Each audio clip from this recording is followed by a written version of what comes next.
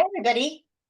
Welcome to 350 Bay Area's and 350 Bay Area Action's ongoing education series about what's going on with PG&E and how we can make that relationship better uh, for us, for the ratepayers.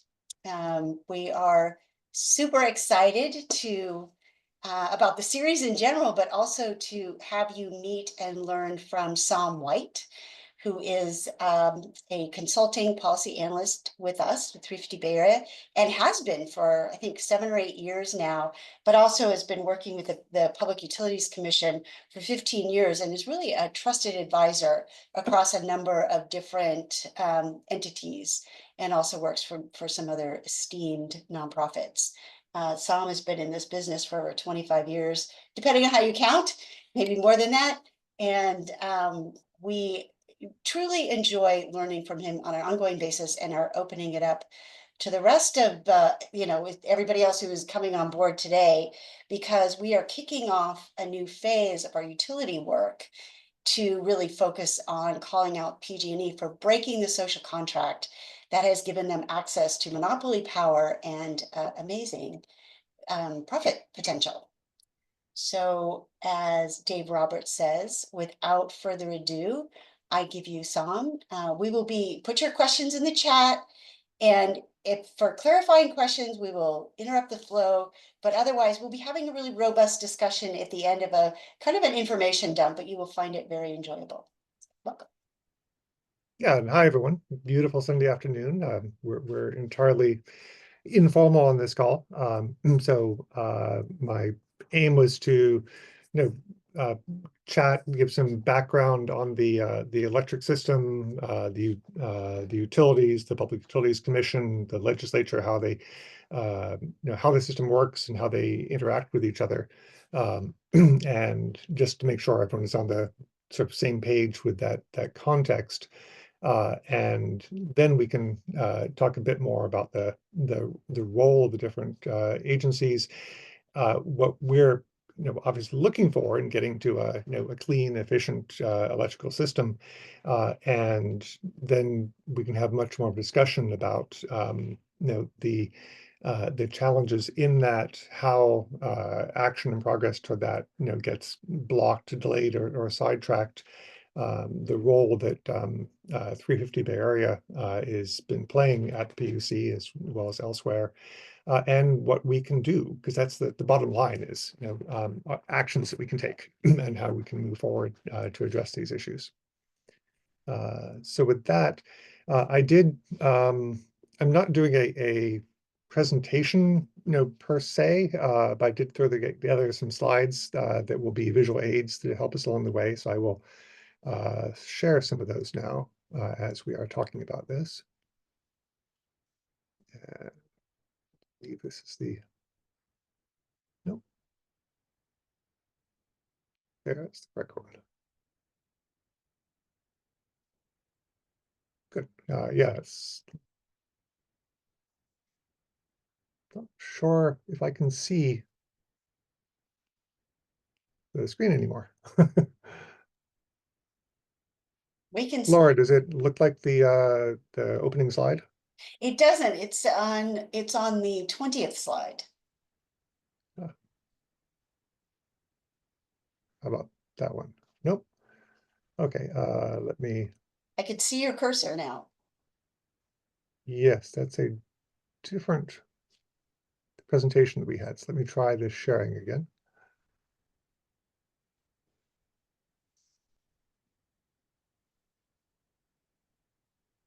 There we go. That should look right. Yes. Okay, good. Odd that I can't see what you're seeing, but it's just fine. So anyway, the electric system. First, I want to just give the brief overview. Understanding electric system is both. It really starts with the demand for electricity with the load. That's where electricity is needed. That's where it serves functions. That's where we use it. So the the equipment that we plug in and use electricity for, that is the beginning and the foundation of the grid. That's why the grid exists. That's what it's built for and what it's intended to serve. So that starts, at your home or business and each piece of equipment out there. Then the rest of the grid is made up of a combination of sources of electricity, of generation, and the wires that connect those sources to those loads. And that is primarily distribution wires, which are the wood poles we see around in neighborhoods, and the transmission system, which are the large metal structures which hold the very high voltage and long distance transmission of that electricity. Traditionally, the utilities and many people think of the grid as starting with a large electric power plant, typically owned by a utility, that then sends it through transmission wires to a substation where it breaks down to lower voltage for distribution into people's homes as a one-way flow. That is a very 1900s model of the grid. Today, we've come into something much more different, where we have distributed generation throughout many sources of all different sizes, especially as we've moved into photovoltaic technology and solar. That is scalable. It's made of individual solar panels. No matter how big your facility, it's still made up of those individual solar panels. So you can put 5 of those on one rooftop, or 500,000 in a large facility. It's made up the same way. It's the same components, and so you don't have the same economies of scale, which also means that you can site this wherever is convenient. And the most convenient place is usually closer to where the load is, because then you need fewer wires, less capacity to get it from the generation to the place it's serving. It also means it increases the resilience and reliability because there are fewer things that happen to it along the way. If you have your generation where you're using the power, then you're not worried about a line going down miles away from here or anything that can interrupt with that. And you see in the slide here also that this means that the wires no longer simply flow in one direction, from a generator to transmission through distribution to you, but now they flow in both directions. They flow from your rooftop to your neighbor's rooftop. They flow upstream, they flow downstream.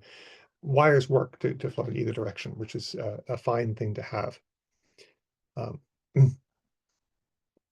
And let's see if this next slide helps at all as well. So the grid is largely broken down into these two components. It exists within a local area where you have individual buildings. You've got distributed energy resources like rooftop solar. You've got everything working within that distribution system at relatively lower voltage. And that's managed by a local grid operator and by the individual sources of generation. Then that connects periodically at substations into a larger system of generation and transmission that is operated not by the distribution operator, but by the transmission operator. In this case, it's the California ISO. And we'll talk a bit more about them later on. But even at this, within a local area, energy can flow upstream or downstream and can flow from one local area to another.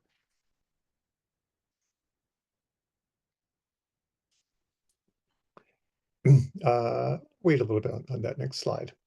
So just talking about how the system works, because we don't need to have, and the system is built as a monopoly with a single provider, a single operator for that distribution system, for the transmission system. And it's done that way because initially, when we first started building the grid, you had multiple power companies in the same city who were each trying to solicit different customers who were building wires out there. You had wires going all over the place. You didn't need that. We don't need to have two different companies of wires going down the same street. It's redundant infrastructure, and it adds to costs, and it's inefficient. And it was acknowledged and decided that it makes sense to have a single set of wires that can connect everyone, and everyone has access to those wires and can use them. Um, and so there's a single provider, which makes it inherently a monopoly. Now that can either be a publicly owned entity, or often a municipal power company, a muni, which is owned by a city, or it could be a rural co-op or a larger area. Um, or it could be a privately owned, investor-owned system. The munis, again, publicly owned, they own and run both the grid and the generation usually. Additionally, they can purchase power from commercial generation suppliers above and beyond what they generate themselves. The investor-owned utilities are private for-profit companies. They own and operate the local electrical grid. Historically, and in many places, they also own both the grid and the generation. But in California, since the 1990s, they were required to sell off their generation so that they would then be purchasing on the open market, ideally for more competitive and efficient sources of generation and power. Um, and most of that purchase of energy is done through long-term contracts, but they don't actually own that energy anymore. And that means that the costs of that energy which is purchased, is simply passed through to customers and is not a source of profit for the utility. Now, the generator is making a profit, but the generator is a separate entity from the utility. The profits for the utility, like PG&E, that comes from the capital investments in the grid infrastructure, the poles and wires they're using to bring the power from one place to another. However, we should note that increased energy sales, even though they're not profiting from the sale of the energy, increased energy sales do drive a need or an excuse for increased infrastructure capacity, which is where the privately owned utilities in California, like PG&E, do make their profit from. The third entity that we have here in California, particularly, are the community choice aggregators, the CCAs. And these are, again, public entities under local governments, usually joint powers of multiple local governments working together on behalf of all the customers within their jurisdictions.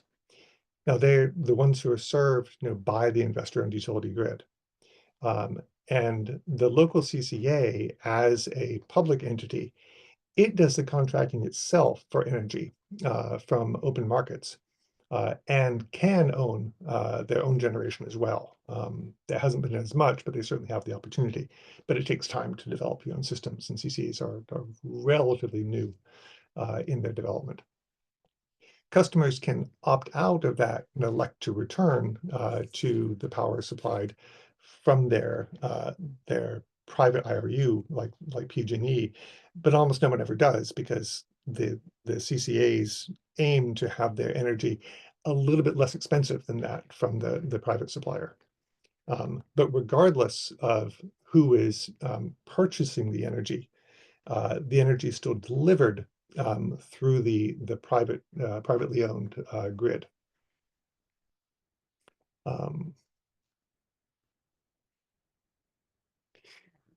Now, when we look at the energy that we're getting out there, and I will go ahead a slide or two, the costs that you see when you get it, the costs of that grid, of the poles and wires, are between a half and about 2/3 of the total bill that you receive.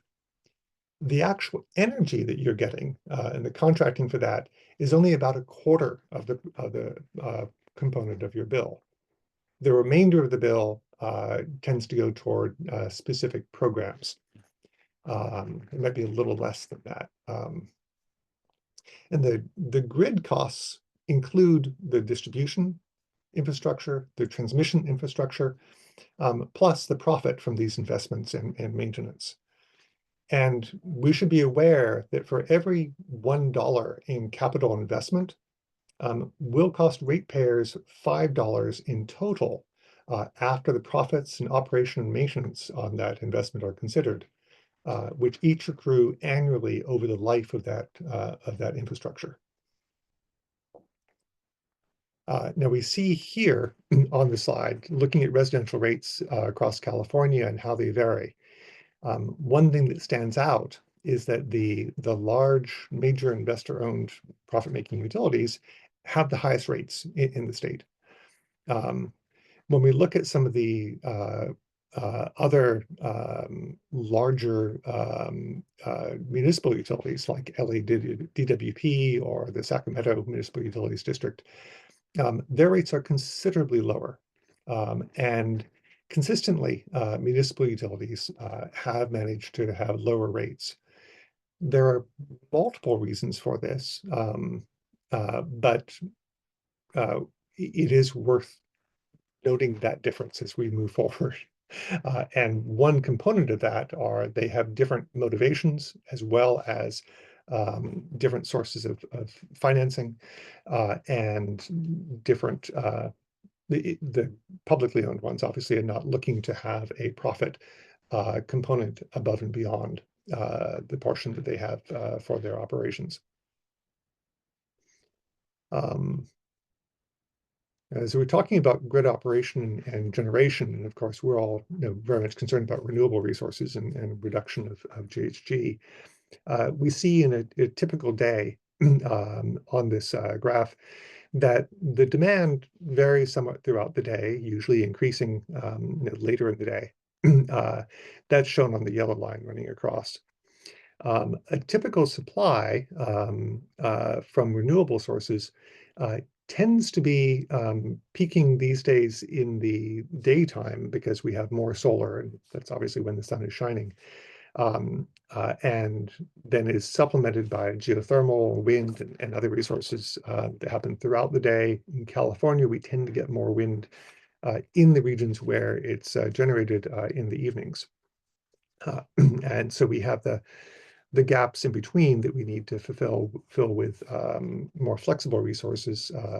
The primary one going forward tends to be storage for that. Historically, that has been gas plants running back and forth.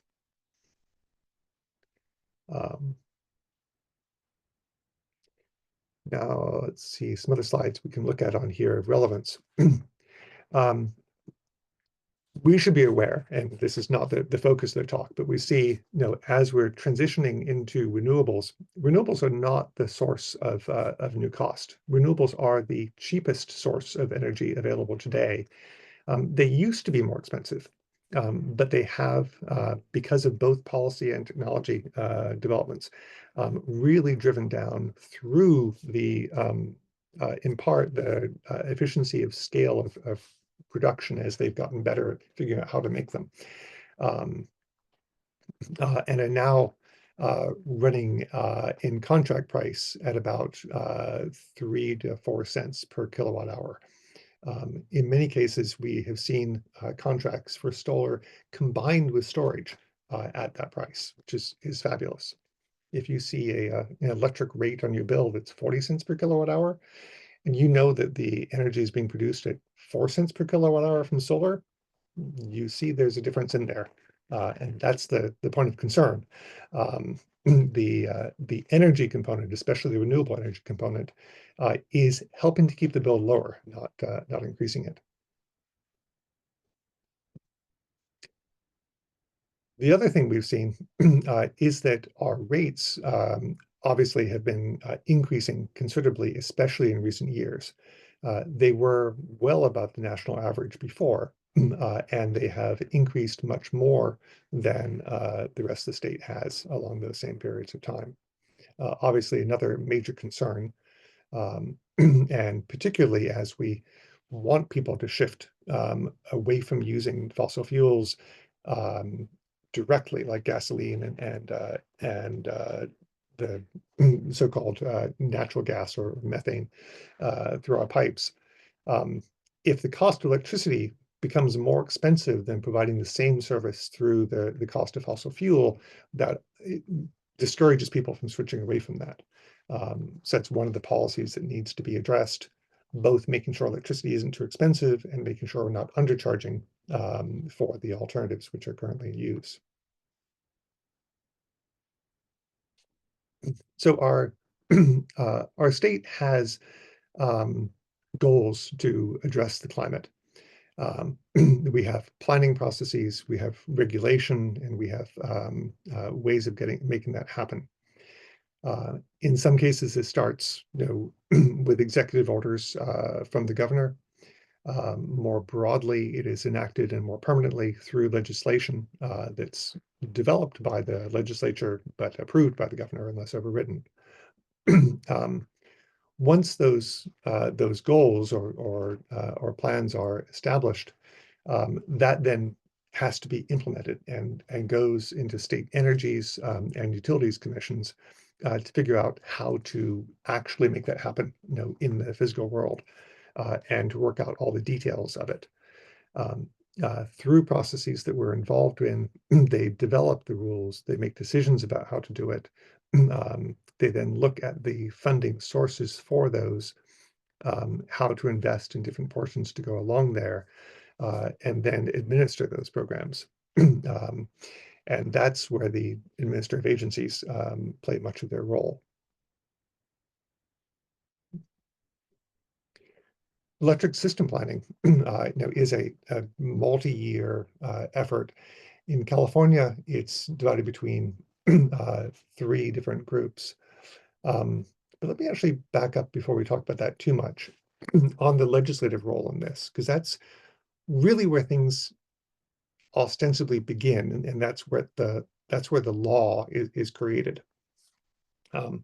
But a simple way of looking at this, and to put it bluntly, and somewhat, how should I say, cynically, would be the appropriate term here. That's what I'm looking for, is we could look at the legislative role as utilities and other corporations tell the legislators what they want them to do. The legislators often then in turn, tell the Public Utilities Commission and other agencies what to do. And the Utilities Commission agencies then, in turn, are supposed to tell the utilities what to do. Utilities, in response, then tell legislatures how they want that to be changed. There's considerable money, lobbying, and other efforts involved in this process.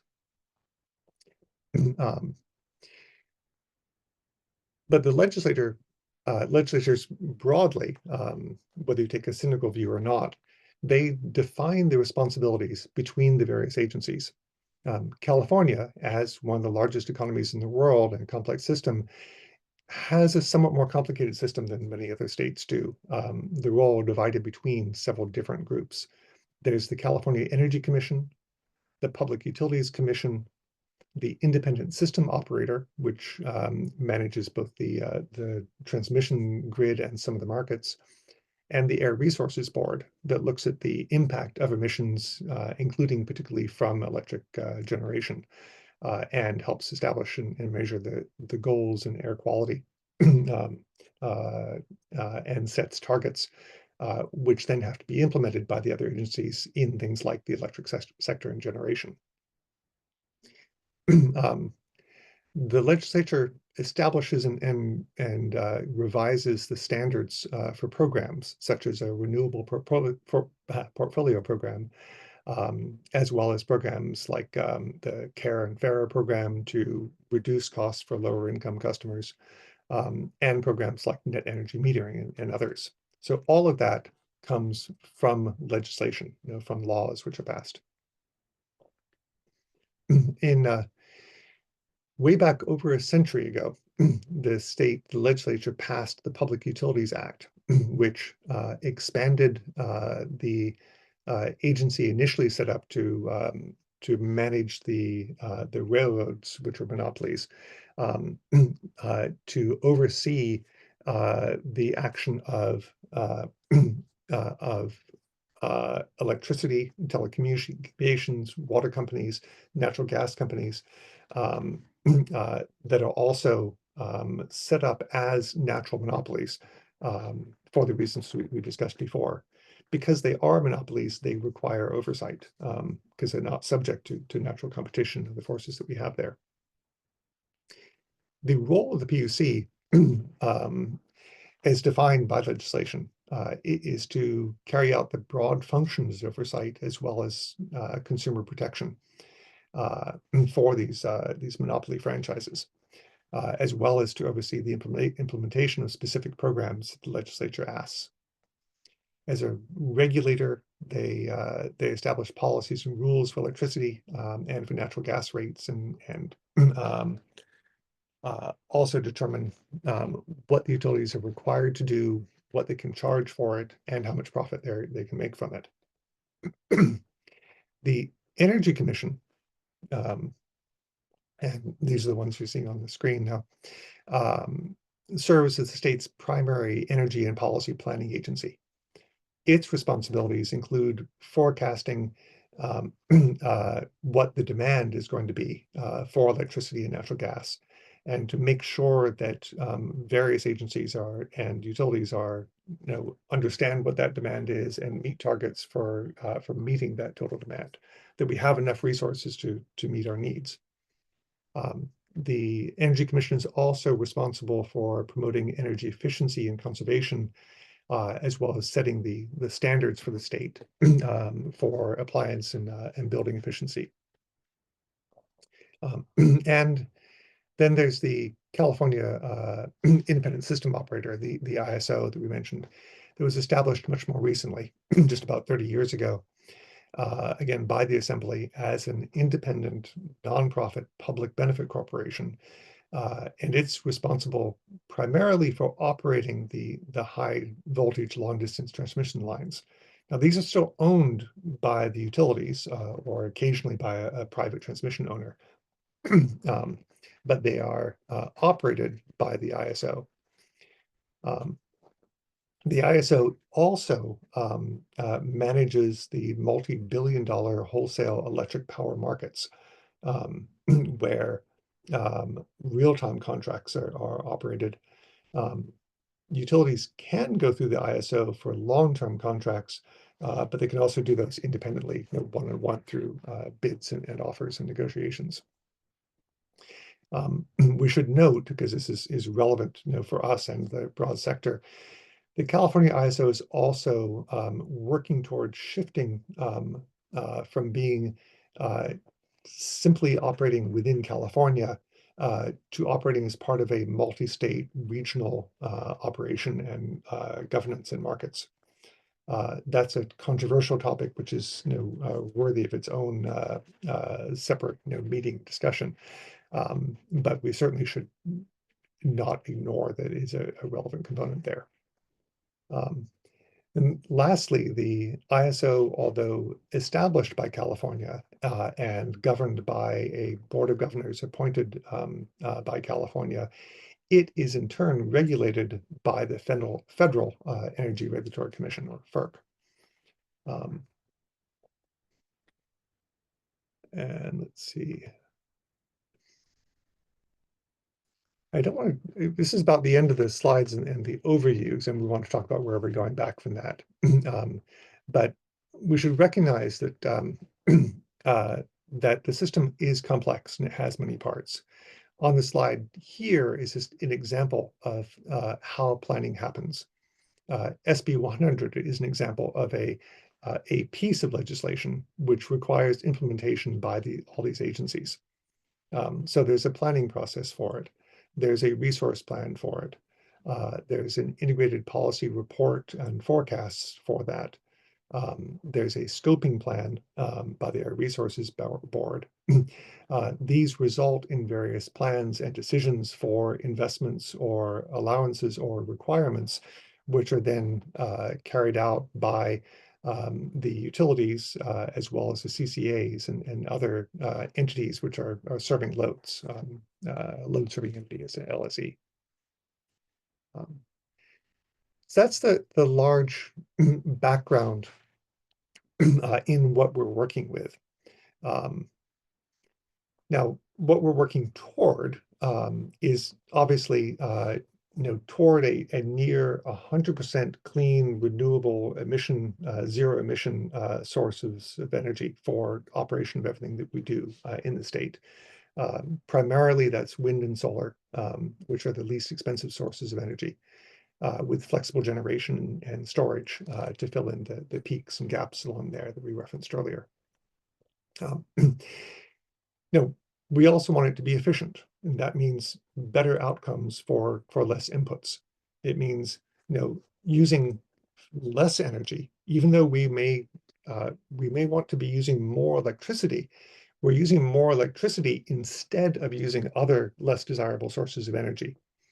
And regardless of what source of energy we have, to make it clean and make it efficient, being able to achieve the same outcome, to do the same work, to provide the same service with less energy is more efficient. And it both is more energy efficient, has fewer impacts on the environment, and it's using fewer resources, so it should cost less. These are the goals. Um, and least cost is a fundamental approach toward efficiency. And that means not just the least cost of generating the power, but also the least cost of delivering that power and the least cost of the infrastructure needed and the capacity for that energy. So The system is, Sam, we yep. have a really relevant question and framing. So Take any question anytime along the yes, way. Thank you.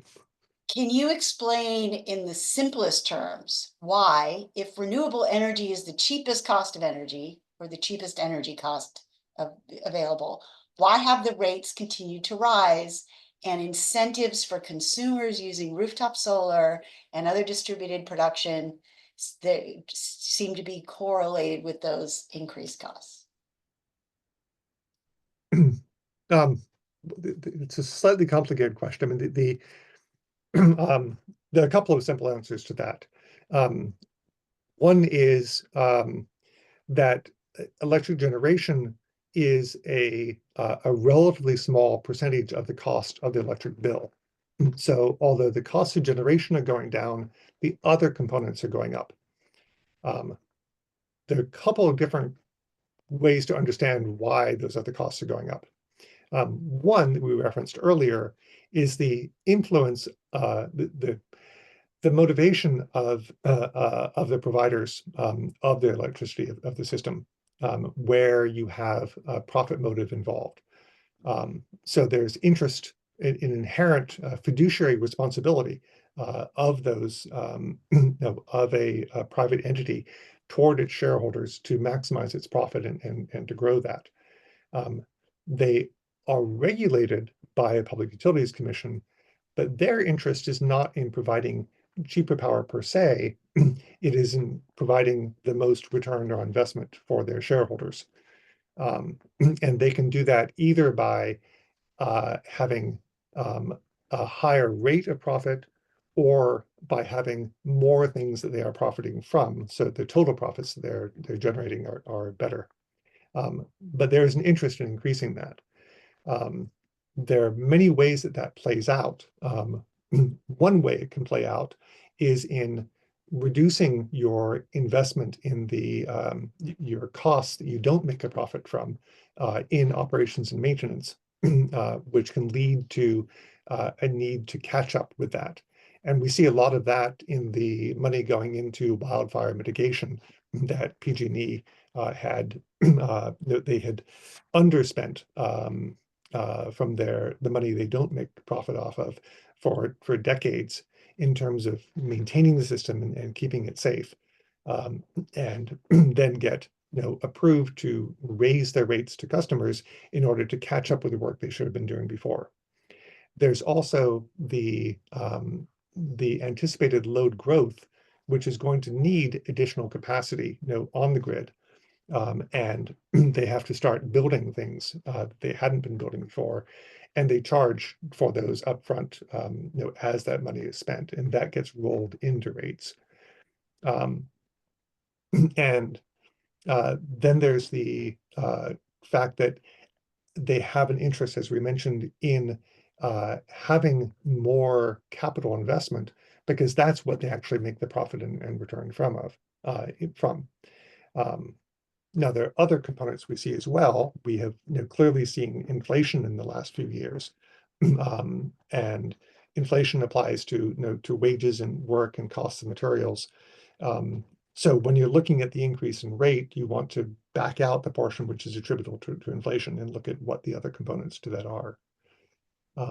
Those are some of the answers. Now, of course, the other part we mentioned is that the utilities, where they have a for-profit incentive, they will work, as we well know, in legislation to try to get rules and legislation and programs which benefit their bottom line interests more along the way.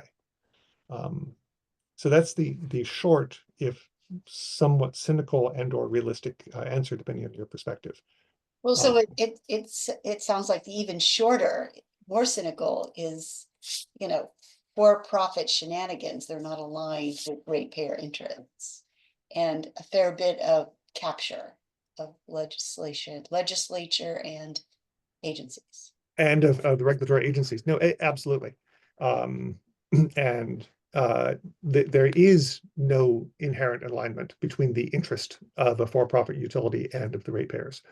Um, and there is both legislative capture, where there's the influence of money and lobbying on what the rules are, and the important part you brought up that I hadn't yet before was regulatory capture, where the regulated industry has undue or excessive influence on the agency which is supposed to be regulating it.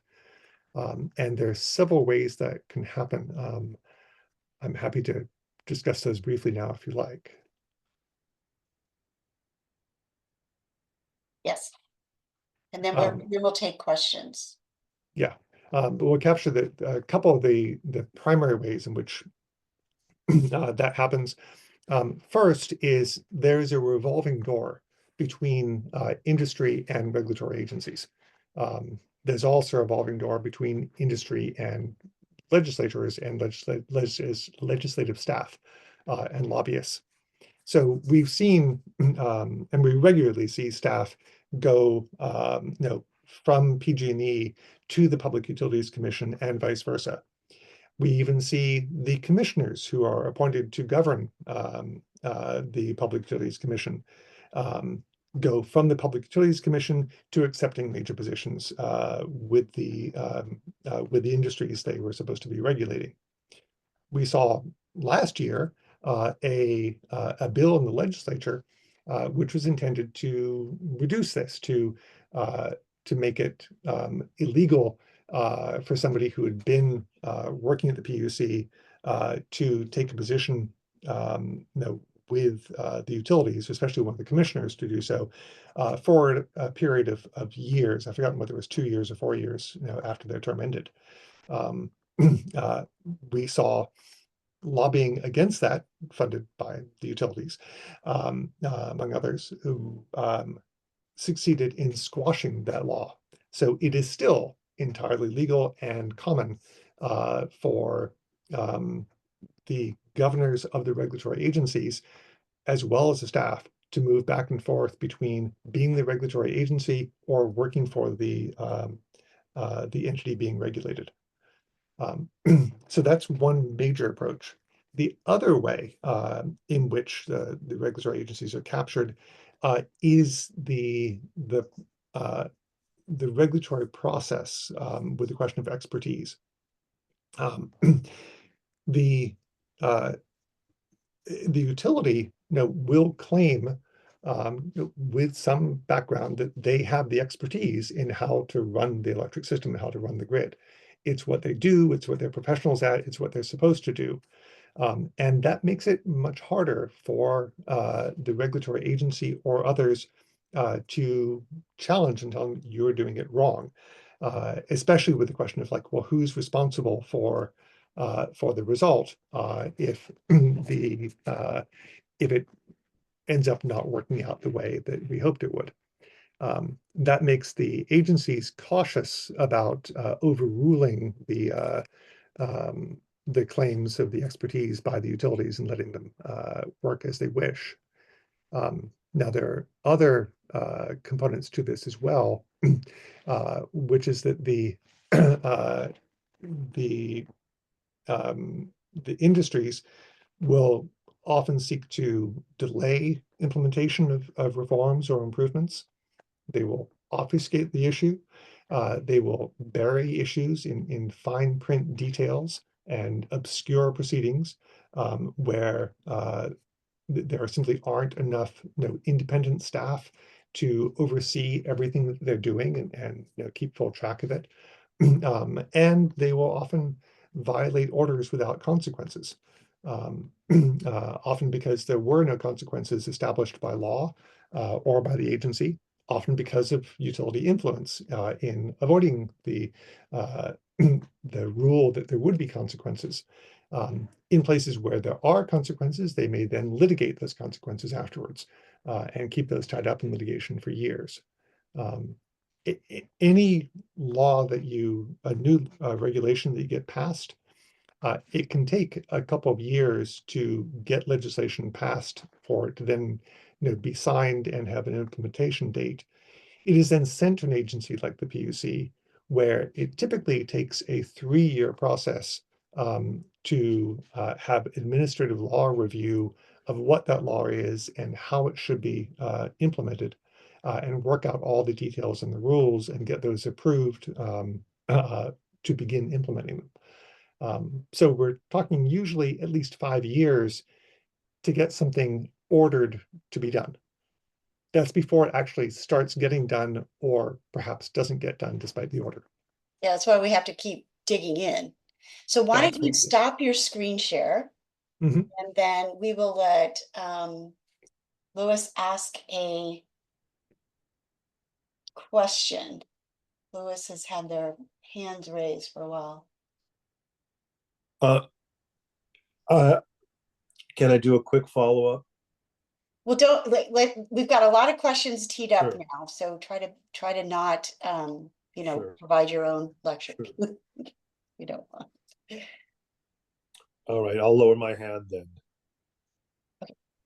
Um, so a couple of sort of cleanup things.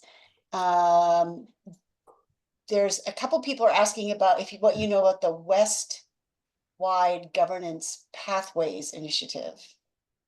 Yes, that's what I mentioned before with the California ISO looking at sort of expanding to not just be California. Oh, yeah. Um, And that is an initiative supported by the California ISO and with other Western states to look at what's referred to as regionalization, which is to have a multi-state regional transmission operator um, in one form or another. There was a legislation, pushed for this a couple of years ago that 350 Bay Area, among others, succeeded in defeating that stopped that because of concerns about the loss of governance and control within California, including the ability to set things like our renewable energy standards in an effective manner. Um, it's since been broken up into several different components, some of which might be fine and others aren't. So governance is one major component. Currently, what they're looking at is a small step there, where they're looking at setting up broader markets, which enlarge upon what the market operation component of the ISO is. And CAISO has successfully done this in a couple of things like a day ahead market and an imbalance market. And generally, this seems like a good idea. This does not change governance of the operation of our grid or our energy supply. It helps enlarge the market for competition among resources, but we can still establish which type of resources while getting the best price. But there's also the question of transmission planning and who decides that and who pays for it, which is a major component, much more controversial than the idea of simply having a larger market for short-term contracts.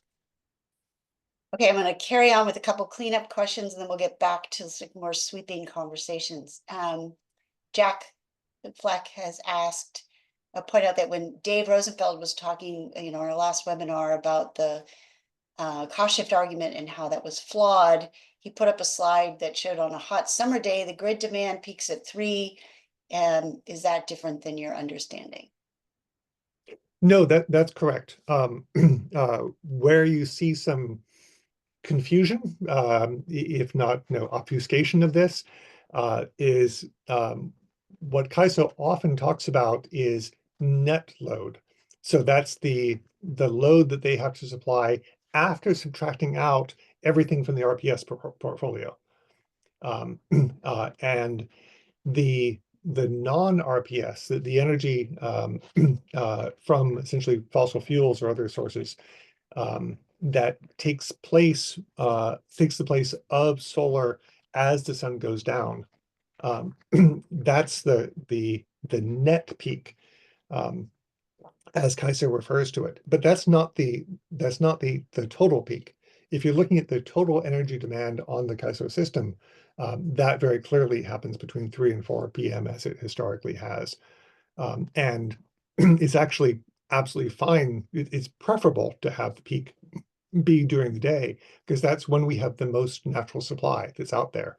One of the fundamental things we should be aware of is, as I mentioned before, historically, it was a one-way system, from large utility generators to the customers and to load. And load was just considered whatever it was, and you had to generate whatever you needed to meet that load. We're recognizing now that the load is much more flexible and has huge potential for that, especially because we have batteries, which are both load and generation. And we hit things like electric vehicles. We are anticipating having 80 gigawatts of batteries in electric vehicles by 2030. That is more than the entire generating capacity of the state. So when we charge those electric vehicles, has a huge impact on being able to charge them when clean energy is available and to use that clean energy rather than just trying to make the system respond to random charging at the wrong hours. So having incentives to charge at the right time or signals to know when to charge goes an enormous ways toward meeting when that peak demand is and having it when you want it to be. Longer answer I meant, but still relevant. Thanks. Yes. Well, so, and now we're going to shift a little bit to the really what can we do about it? Because the fossil fuel interests in our state are very strong, and as we pointed out multiple times, the way our legislation works means that we can basically buy off legislators and capture agencies and such. So what are some ways that we can start to chip away at that so that we can bring the utilities into alignment with ratepayer interests and the goals of the state in terms of emissions reductions? Yeah, there's a lot that we can do, and there's a lot we are doing. But the bottom line is it keeps doing it because it's not a fight which is ever won. I think it was Patrick Henry who quoted back in the American Revolution that the price of liberty is eternal vigilance. You can't fix it and expect it to stay fixed, because there are other interests who are looking to find their advantage. They will find an opportunity that was that has changed over time and take advantage of it. You need to keep responding to those. Now, what we can do is on several fronts.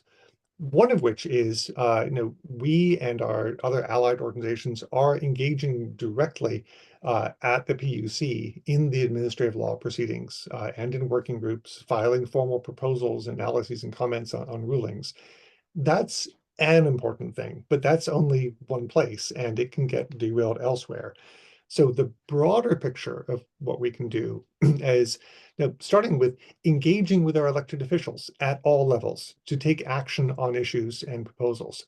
That's to initiate or sponsor them, to support them or oppose them when they're wrong. It's to work on legislation as well as local codes and ordinance. And that includes representation in the CCAs, the community choice aggregations, with their governance and programs, because 40% of of load in California, and about that portion, in PG&E. It might be over 50% for PG&E territory now. The energy supply is chosen by the CCAs, who are from your local representatives, elected representatives. But there's much more to it. Then there's more broadly building the public awareness and support for action, opinion pieces, letters to the editor, and fighting disinformation, which is out there. Making sure that the public understands this, making sure that the relevant elected officials understand this, making sure that the people who are supposed to represent you understand these concerns and these issues, and understand that their constituents care about them and are paying attention to them. So that's the broad overview.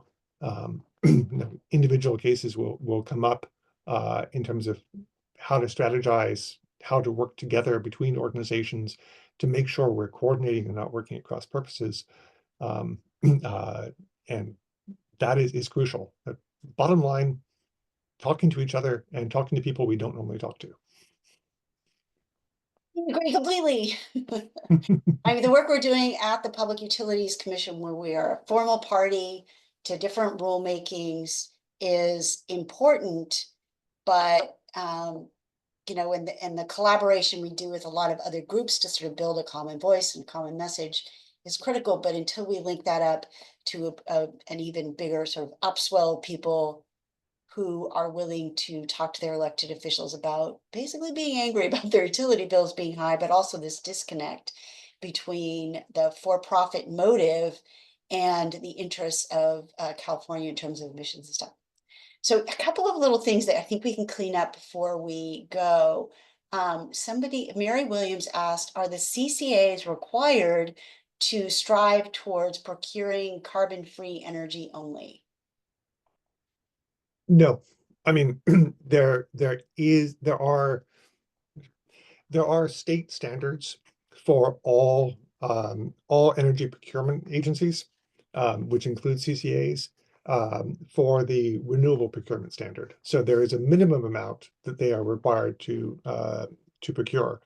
Beyond that, as long as they meet that requirement, they can do whatever they want from a state level.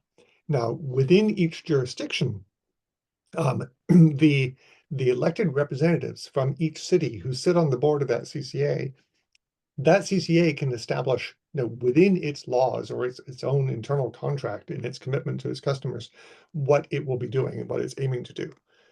So a CCA can, on its own, through its governing bodies, establish that requirement, but the state doesn't require it to do so beyond meeting the minimum state standards.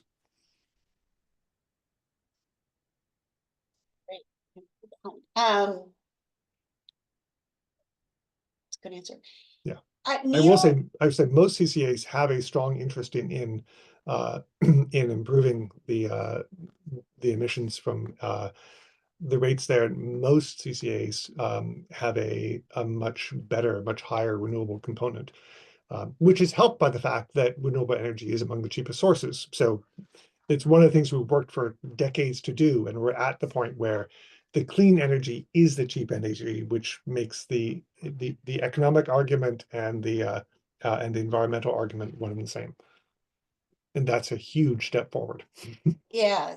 So another question, kind of a follow-up to that in a way, is what is the real benefit of the CCA when the IOUs continue to control the transmission? Can the CCA system be strengthened at the expense of the IOUs? Strengthen at the extent, I mean, anything is possible. The CCAs decide what energy, what generation they're going to use from what sources, and they enter into those contracts, and they can get, both the preferred resources and work to get the least expensive resources. So at the energy component of your bill, you're getting the cleanest energy and you're getting it for the cheapest price. That has nothing directly to do with the other utility costs. It does, importantly but complexly,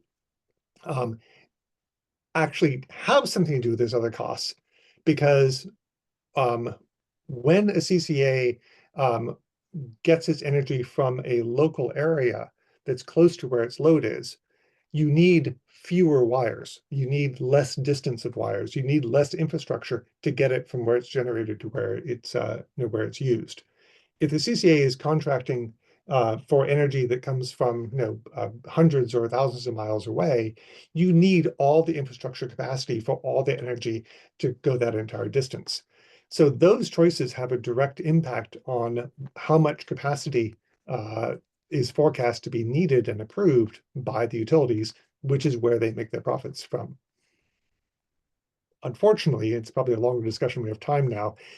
There are some issues with how transmission costs are applied that desperately need to be reformed. Because right now the CCAs don't pay for the transmission of that energy; they only pay the cost. And so there's no direct financial incentive for the CCA to get the closest energy. They just look for the cheapest energy, and the shipping and handling costs are maybe higher, but they're borne by everyone, not just their customers. We Well, have draft legislation to fix that, by the way. yes. I mean, the key is to continue the pressure directly to the agencies and directing but really putting a lot of focus on the people that we elect to help set up these frameworks and make these decisions that get passed down. And then that eternal vigilance. So we do need people to join the team and sign up for some of those things. We have experts that are deep in the weeds, as you can tell, but we also need the people that can carry the message. And there's a lot of messages that need to be carried right now to counter some misinformation and to build the consistency of the correct messaging out in the marketplace of ideas at a level that doesn't make people cross their eyes. So please sign up to join the team, and a round of applause for Sahm, and we will be getting out the recording of this in several different ways. So we super appreciate you attending, and thank you very much. If we didn't get to your questions, I'm sorry. There's so much information, and we will keep having these conversations. So come back and join us. Oh, thank you, Zoe, and thank you, Zoe, staff member, for her support today. Yeah. And there are always more details, but you don't need to know all the details. Each individual component stands by itself, and you can act on that component and reference the relevant context.